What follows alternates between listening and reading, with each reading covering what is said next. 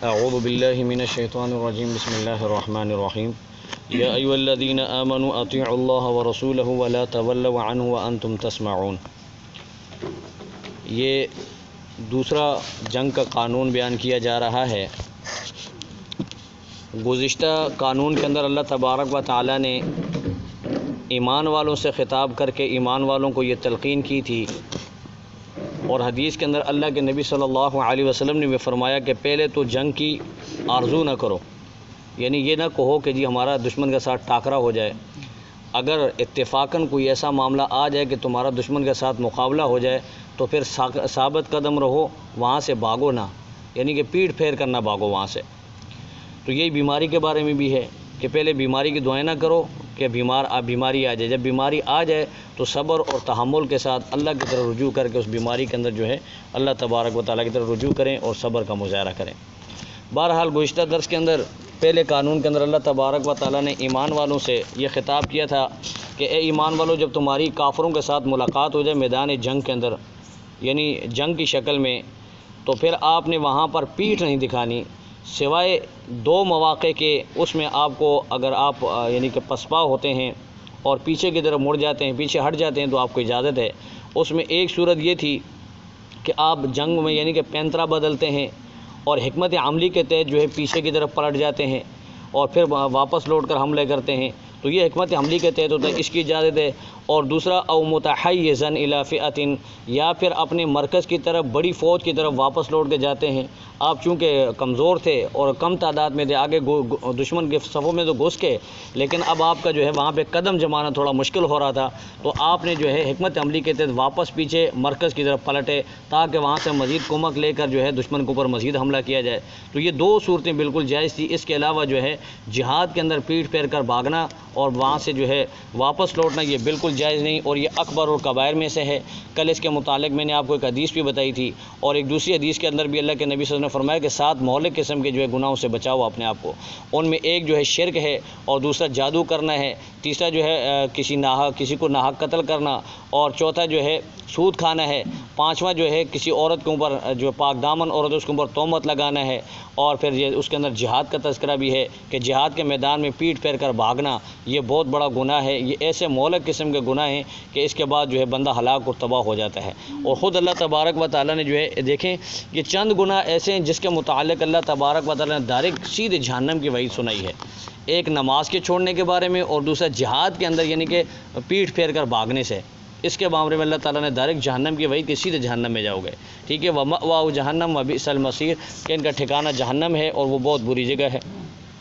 پھر آگے اللہ تبارک و تعالیٰ نے بدر کے متعلق یہ بھی بتایا تھا کہ بدر میں جو جنگ ہوئی ہے یہ کافروں کو آپ لوگوں نے نہیں مارا، مسلمان خوش نہ ہوں اور اس میں جو ہے مسلمانوں کے اندر تکبر پیدا نہ ہو جائے، غرور پیدا نہ ہو جائے کہ جی ہم تو مٹھی بھر تھے، ہم نے جو ہے کافروں کو جو ہے اینٹ سے اینٹ بجا دی، انہیں خاک میں ملا دیا۔ یہ تو اللہ نے کیا ہے، نہ فرشتے اس میں، فرشتوں کا کوئی عمل دخل ہے نہ آپ کا ہے، یہ محض اللہ تبارک و تعالیٰ کی مدد تھی اور اللہ تبارک و تعالیٰ نے یہ کام کیا۔ فَلَمْ تَقْتُلُوهُمْ وَلَكِنَّ اللَّهَ قَتَلَهُمْ، تم نے کافروں کو قتل نہیں کیا، اللہ فرماتے ہم نے کیا ہے۔ اور پھر اس کے بعد اللہ تبارک و تعالیٰ نے یہ بھی بتایا جو اللہ کے نبی کا معجزہ تھا، اللہ تعالیٰ نے اپنے نبی کے ہاتھ پر ظاہر کیا کہ حضور علیہ الصلوۃ والسلام نے مٹھی بھر مٹی لے کر وہ پھینکی، اللہ تعالیٰ نے اس کو کافروں کی آنکھوں میں پہنچا دیا اور کافر اپنی آنکھیں ملنے لگے اور مجاہدین نے پلٹ کر حملہ کیا۔ اس طرح اللہ تبارک و تعالیٰ نے کو نیست و نابود کر دیا اور مسلمانوں کو اللہ تعالیٰ نے فتح سے ہمکنار فرمایا۔ اور پھر درمیان میں اللہ تعالیٰ نے یہ بھی بتایا کہ اللہ تبارک و تعالیٰ تو اس پہ بھی قادر ہے کہ اللہ تبارک و تعالیٰ ان کو کفار کو جو ہے زمین میں دھنسا دیتے یا کوئی اور سزا دے کر اللہ تبارک و تعالیٰ مسلمانوں کو فتح سے ہمکنار کرتے،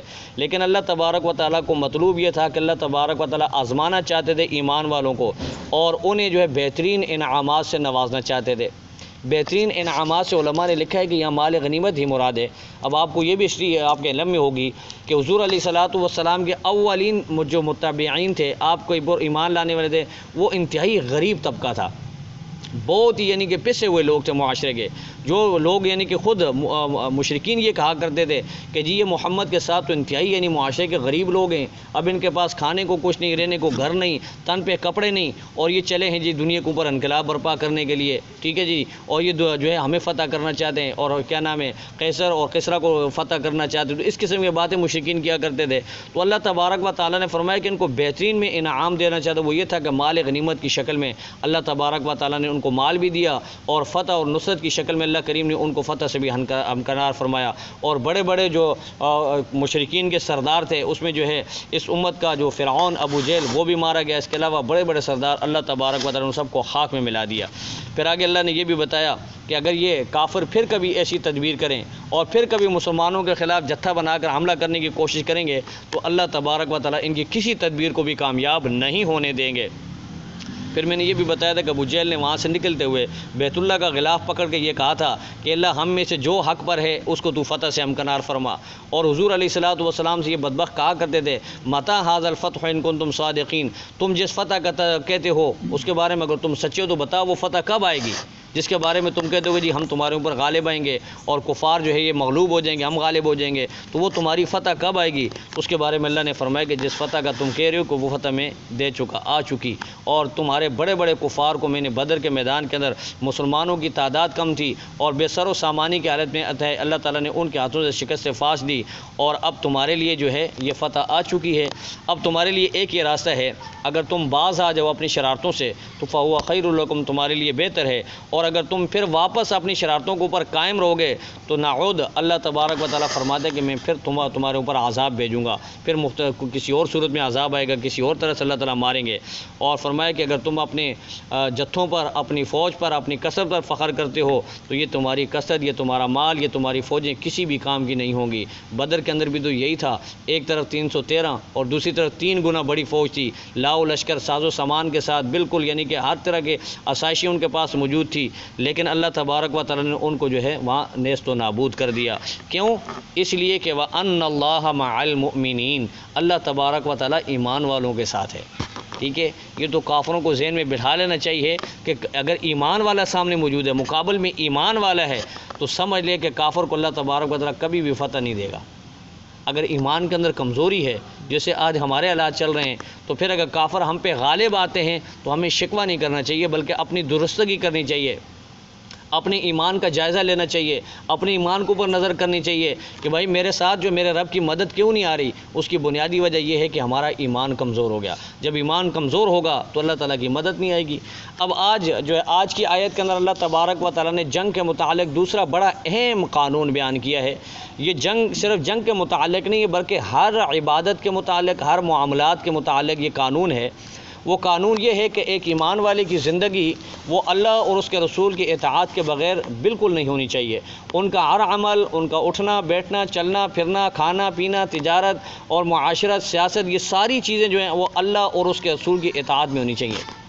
اگر ان کی یہ زندگی اللہ اور اس کے رسول کی اطاعت کے دائرے سے باہر ہیں تو پھر وہ ایمان والا نہیں، وہ اس کا ایمان کمزور ہے۔ اگر وہ اللہ اور اس کے رسول کی اطاعت کرے گا تو اللہ تبارک و تعالیٰ اسے انعام کیا دیں گے؟ فرمایا کہ وَمَن يُطِعِ الرَّسُولَ فَأُولَٰئِكَ الَّذِينَ أَنْعَمَ اللَّهُ فَأُولَٰئِكَ مَعَ الَّذِينَ أَنْعَمَ اللَّهُ عَلَيْهِم مِّنَ النَّبِيِّينَ وَالصِّدِّيقِينَ وَالشُّهَدَاءِ وَالصَّالِحِينَ، جو اللہ تبارک و تعالیٰ کے 4 انعام یافتہ طبقات ہیں، اللہ تبارک و تعالیٰ ان کی رفاقت اور ان کی معیت نصیب فرمائیں گے۔ فرمایا کہ وَحَسُنَ أُولَٰئِكَ رَفِيقًا، ان کی رفاقت بہت ہی بہترین ہے، بہت ہی خوبصورت ہے، بہت ہی بہترین ہے۔ تو اللہ کریم یہ انعام سے نوازیں گے۔ لیکن اگر اللہ اور اس کے رسول کی اطاعت نہیں ہوگی، آپ میدان جہاد کے اندر لڑتے ہوئے اپنی گردن بھی کٹوا دیں تو آپ کو کچھ نہیں ملے گا۔ مقصود اصلی جو ہے وہ ہر معاملے کے اندر اطاعت ہے۔ جب تک اطاعت ہوگی تو اللہ تبارک و تعالیٰ اعمال کو بھی قبول کریں گے، اعمال قبول بھی ہوں گے۔ اگر اطاعت نہیں ہے، فرمان برداری نہیں ہے، تو آپ جو بھی عمل کریں گے وہ اللہ تبارک و تعالیٰ کی بارگاہ میں قبول نہیں ہے۔ تو مین یعنی کہ اس کا یعنی کہ خلاصہ کلام یہ ہوا اس آیت کا کہ ہر عمل کے اوپر اللہ کے نبی کی اطاعت کی مہر لگنا ضروری ہے۔ اب یہاں پہ ایک چھوٹی سی بات سمجھ لیں، عربی زبان کے اندر اطاعت کہتے ہیں پاؤں کے اوپر پاؤں رکھ کے چلنا، یعنی آگے ایک بندہ آگے جا رہا ہے، دوسرا اس کے پیچھے جا رہا ہے، تو جہاں اگلے بندے کا پاؤں پڑتا ہے پیچھے والے بندے کو چاہیے کہ اس کے پاؤں کے اوپر اپنا پاؤں رکھ کے چلے، اس کو اطاعت کہتے ہیں۔ اب یہ بات نبی کریم علیہ الصلوۃ والسلام کی اطاعت میں تو سمجھ میں آتی ہے، لیکن اللہ تبارک و تعالیٰ کی اطاعت میں یہ بات سمجھ میں نہیں آتی کہ اللہ کی اطاعت کیسے کریں۔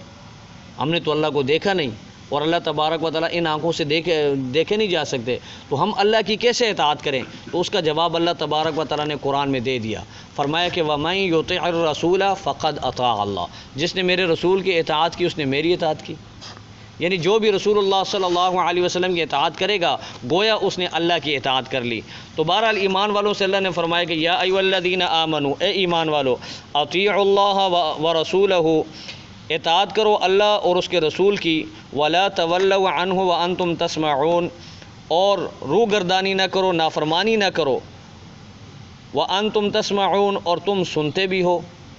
علماء نے لکھا ہے کہ یہاں خطاب تو ایمان والوں کو ہے لیکن سنانا کفار کو مقصود ہے۔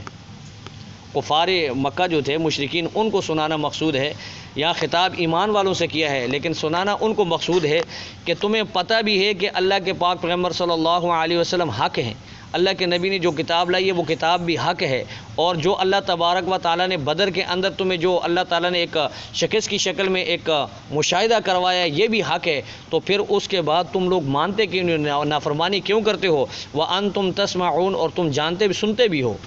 تم نے سن لیا، قرآن کی آیتیں بھی سنی، رسول اللہ صلی اللہ علیہ وسلم کے فرمان بھی سنے، اور پھر بھی اس کی نافرمانی کرتے ہو، تو فرمایا کہ یہ بات اچھی نہیں ہے۔ اگر یہ ایمان والوں کے متعلق ہے تو اس کا مطلب یہی ہے کہ آپ نے قرآن سنا، حضور علیہ الصلوۃ والسلام کی سنت کے متعلق سنا، قرآن حدیث سنی، تو اس کے اوپر فوراً عمل کرو،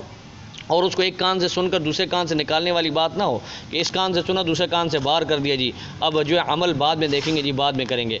فوراً عمل کیا جائے۔ وَلَا تَكُونُوا كَالَّذِينَ قَالُوا سَمِعْنَا، اور نہ ہو جاؤ ان لوگوں کی طرح قالوا جنہوں نے کہا تھا سمعنا، ہم نے سن لیا، وَهُمْ لَا يَسْمَعُونَ، اور انہوں نے نہیں سنا، وَهُمْ اور لا يَسْمَعُونَ، وہ سننے والے نہیں تھے، انہوں نے نہیں سنا۔ یہ یہود، مشرکین اور منافقین، ان کا یہ وتیرہ تھا کہ وہ جب حضور جیسے موسیٰ علیہ الصلوۃ والسلام کے پیچھے واقعات میں گزرا ہے کہ جب موسیٰ علیہ الصلوۃ والسلام نے یہود کے سامنے کتاب پیش کی تو انہوں نے کہا جی قالوا سمعنا، ہم نے جی یہ کتاب کے بارے میں سن تو لیا لیکن وعصینا، اب اس کا ماننا ہمارے لیے بڑا مشکل کام ہے، ہم اس کو مان نہیں سکتے، اس کے احکامات مشکل ہیں اور اس کے اوپر چلنا ہمارے لیے بہت مشکل ہے۔ لیکن ایک ایمان والا اور حضور علیہ الصلوۃ والسلام کے جو امتی صحابہ کرام رضوان اللہ تعالیٰ علیہم اجمعین تھے، ان کی زبانوں سے یہ نکلا کرتا تھا قالوا سمعنا واطعنا، اے اللہ ہم نے سن بھی لیا اور ہم اطاعت بھی کر دیں، ہم نے مان بھی لیا۔ تو یہ صحابہ کرام کی عظیم صفات ہیں۔ تو فرمایا کہ ان یہود و نصارہ مشرکین اور منافقین کی طرح نہ ہو، جو منافقین بھی جو ہے وہ ظاہراً جو ہے اسلام قبول کرتے تھے اور ایمان کا دعویٰ بھی کرتے تھے، نمازی بھی پڑھتے تھے، لیکن دل کے اندر خباثت، دل کے اندر وہی کفر رکھتے تھے۔ فرمایا کہ ایسے نہ ہو، جو بات آپ سنو اس کے اوپر عمل کرو، یہ ہوتا ہے سننا۔ اب کان ہیں، اب اس سننے کا فائدہ ہے کیا جس سننے سے جو ہے کوئی نتیجہ مرتب نہ ہو؟ اب بندہ قرآن سن رہا ہے، اب نتیجہ مرتب نہ ہو، یعنی ایمان کے اندر بڑھوتری نہ آئے، ایمان زیادہ نہ ہو۔ وزادتہم ایمانا، جب قرآن کی آیت سنے تو ایمان والوں کی شان یہ ہونی چاہیے کہ ان کا ایمان بڑھ جانا چاہیے۔ اب ہمارے ایمان میں فرق ہی نہ ہو، ہمارے ایمان کے اندر کوئی یعنی کہ بڑھوتری نہ آئے، ہمارے ایمان کا لیول نہ بڑھے، تو پھر یہ ہمارا سننا نہیں ہے۔ قرآن میں پیچھے اللہ تعالیٰ نے فرمایا کہ بہت سارے لوگ ایسے ہیں جن کے کان ہیں لا یسمعون، وہ سنتے نہیں، دل ہے لیکن سوچتے نہیں، اور ان کی آنکھیں ہیں دیکھتے نہیں۔ مطلب یہی ہے کہ دل کے کان اور دل کی آنکھیں بند کر کے جب اللہ کا کلام سنیں گے تو پھر کیا فائدہ ملے گا؟ فرمایا کہ ان شر الدواب عند اللہ الصم البکم الذین لا یعقلون، اور سب سے بدترین جانوروں میں عند اللہ، اللہ کے ہاں، الصم، وہ بہرے، بکم، اور وہ گونگے لوگ ہیں، لا یعقلون، جو سوچتے نہیں سمجھتے نہیں۔ دواب یہ دابہ کی جمع ہے، اور زمین پر چلنے والے ہر چھوٹے بڑے جانور کو دابہ کہتے ہیں، ٹھیک ہے نا جی۔ تو اللہ تبارک و تعالیٰ نے فرمایا کہ جو لوگ اللہ کی آیتوں کو سنتے نہیں بلکہ کانوں سے سن تو لیا لیکن اس پہ عمل نہیں کیا اور حق بات بولنے کے لیے وہ تیار نہیں، فرمایا کہ ان کی جو مثال ہے وہ جانوروں سے بھی بدتر ہے۔ اولئک کالانعام بل ہم اضل اولئک ہم شر البریہ، یہ کائنات کی بدترین مخلوق ہیں اور سب سے بری مخلوق ہیں جو اللہ کا کلام ان کانوں سے، ظاہری کانوں سے سنتے ہیں لیکن دل کے کان انہوں نے بند رکھے ہوئے ہیں۔ ظاہری آنکھوں سے تو دیکھتے ہیں حق کو لیکن دل کی آنکھیں انہوں نے بند رکھی ہوئی ہیں، اور اس طرح یہ اللہ کا کلام ان کے دلوں کے اندر داخل نہیں ہوتا اور ان کو جو ہے رہنمائی حاصل نہیں ہوتی، انہیں جو ہے فائدہ کوئی حاصل نہیں ہوتا۔ تو فرمایا کہ یہ جانوروں سے بدتر لوگ ہیں، اس لیے کہ جانوروں کے اندر بھی اتنی حس موجود ہوتی ہے کہ وہ اپنے مالک کو پہچانتے ہیں اور وہ اچھے برے کو پہچانتے ہیں، وہ اپنی غذا کو پہچانتے ہیں۔ اگر ایک جانور ہے، بکری ہے، آپ اس کو دن بھر بار چھوڑ دیں، وہ کھلا پھرے گی، لیکن رات کو وہ اپنے گھر کو پہچانتی ہے، لوٹ کر گھر پہ واپس آئے گی۔ کتا ہے، وہ جانور ہے، لیکن وہ آپ کا، اگر آپ کا پالا ہوا ہے تو وہ آپ کا در نہیں چھوڑے گا، وہ آپ کے دروازے کو چھوڑ کر نہیں جائے گا۔ اسی طرح گھوڑا ہے، وہ آپ کا پالا ہوا ہے، وہ آپ سے مانوس ہے، تو وہ گھوڑا اپنی جان دے دے گا آپ کی خاطر، اتنا وفادار ہوتا ہے۔ لیکن یہ لوگ تو ان جانوروں سے بھی بدتر ہوتے ہیں۔ اب آگے ایک اور بات، اللہ تبارک و تعالیٰ چاہتے تو ان مشرکین کو ہدایت سے نواز دیتے، اللہ نے ان کو ہدایت کیوں نہیں دی؟ تو اس کا جواب ہے، فرمایا کہ وَلَوْ عَلِمَ اللَّهُ فِيهِمْ خَيْرًا لَأَسْمَعَهُمْ، اگر اللہ تبارک و تعالیٰ ان کے اندر کوئی بہتری، کوئی خیر دیکھتا تو لَأَسْمَعَهُمْ، ان کو اپنا کلام سنا دیتا۔ اور کلام سنانے سے مطلب یہ ہے کہ ان کی سماعت اللہ تبارک و تعالیٰ دل کے کانوں کو کھول دیتے اور ان کے دل کے اندر جو ہے قرآن بیٹھ جاتا، اور اس طرح یہ جو ہدایت کی طرف آ جاتے۔ لیکن اللہ فرماتے ہیں کہ ان کے اندر وہ استعداد نہیں دی، وہ صلاحیت انہوں نے خود اپنی تباہ و برباد کر دی۔ جو اللہ تبارک و تعالیٰ نے استعداد دی تو اس کو ختم کر دیا۔ زمین ہوتی ہے، زمین ایک زمین ہے، وہ بنجر ہے، اس کے اندر جو ہے سبزہ اگانے کی صلاحیت موجود نہیں، اس کے اندر بیج ڈال کر بیج کو خراب کرنا ہے، اب اس سے کیا ملے گا؟ آپ کو کچھ نہیں ملے گا۔ تو اس لیے اللہ تبارک و تعالیٰ نے اس کی استعداد کی وجہ سے اللہ تعالیٰ نے ان کو سنایا نہیں۔ وَلَوْ أَسْمَعَهُمْ، اللہ فرماتے اگر ہم ان کو سنا بھی دیتے، لَتَوَلَّوْا وَهُمْ مُعْرِضُونَ، تو یہ پھر بھی روح گردانی کرتے، اعراض کرتے اور منہ پھیر لیتے، پھر بھی نہیں مانتے۔ یہی ہوا جب مشرکین نے کتنے یعنی کہ واقعات ہیں، ابو جہل، کئی واقعات ابو جہل کے متعلق ہیں کہ ایک مرتبہ حضور علیہ الصلوۃ والسلام کے سامنے سے آیا، آپ صلی اللہ علیہ وسلم سے کہا کہ اے محمد اگر تو بتا دے میری مٹھی میں کیا ہے تو میں تیرے پر ایمان لے آؤں گا، تجھے سچا مان لوں گا۔ تو اللہ کے نبی نے فرمایا کہ مٹھی سیدھی کر۔ جب اس نے مٹھی سیدھی کی تو کہا میں بتاؤں یا تیری مٹھی کی چیزیں بتائیں؟ تو کہا مٹھی کی چیزیں بتا دیں تو یہ تو بہت اور اچھی بات ہوگی۔ تو جب ابو جہل نے جو ہے اپنا ہاتھ یوں کیا تو مٹھی دبا رہا تھا، بند کرنا چاہ رہا تھا، لیکن مٹھی کھلنا شروع ہو گئی، کھل گئی پوری، اور اس کے ہاتھ میں چھوٹے چھوٹے پتھر کے کنکر پڑے ہوئے تھے، اور وہ اتنی اونچی آواز سے اللہ کے نبی کی رسالت کی گواہی اور اللہ کی وحدانیت کی گواہی دے رہے تھے کہ ابو جہل نے خود اپنے کانوں سے سنا، اشہد اللہ الہ الا اللہ و اشہد ان محمد عبدہ و رسول۔ لیکن بدبخت پھر اس نے یہی کہا کہ جی تو نے ان پہ بھی جادو کر دیا۔ چاند کے بارے میں جب انہوں نے مشرکین نے کہا کہ جی کہ چاند کا ٹکڑا کر دیں تو ہم آپ پہ ایمان لیں گے، جب حضور علیہ الصلوۃ والسلام نے انگلی سے اشارہ کیا، چاند جو ہے ایک پہاڑی پہ چلا گیا، دوسرا ٹکڑا دوسری پہاڑی پہ چلا گیا، تو پھر انہوں نے وہی کہا کہ جی نہیں آپ کا جادو تو چاند پہ بھی چل گیا۔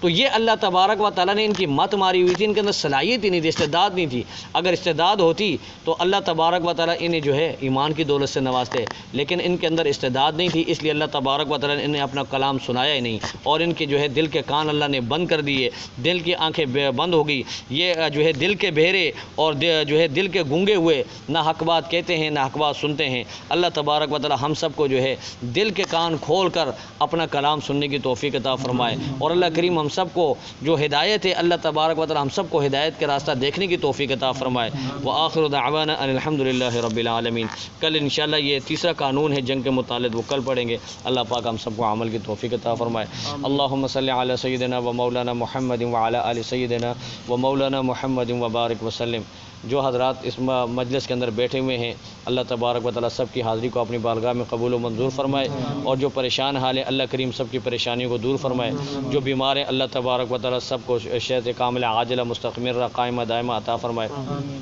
اللہ تبارک و تعالیٰ جو بے روزگار ہیں اللہ کریم سب کو رزق حلال عطا فرمائے، اور جو روزگار کر رہے ہیں اللہ کریم ان کے روزگار کے اندر برکت نصیب فرمائے، اللہ کریم ان کے آل اولاد کے اندر برکت نصیب فرمائے، اللہ تبارک و تعالیٰ ہر قسم کی پریشانیوں سے حفاظت فرمائے۔ ربنا تقبل منا انک انت السمیع العلیم وتب علینا انک انت التواب الرحیم، وصلی اللہ تعالی علی خیر خلقہ محمد وعلی آلہ وصحبہ اجمعین برحمتک۔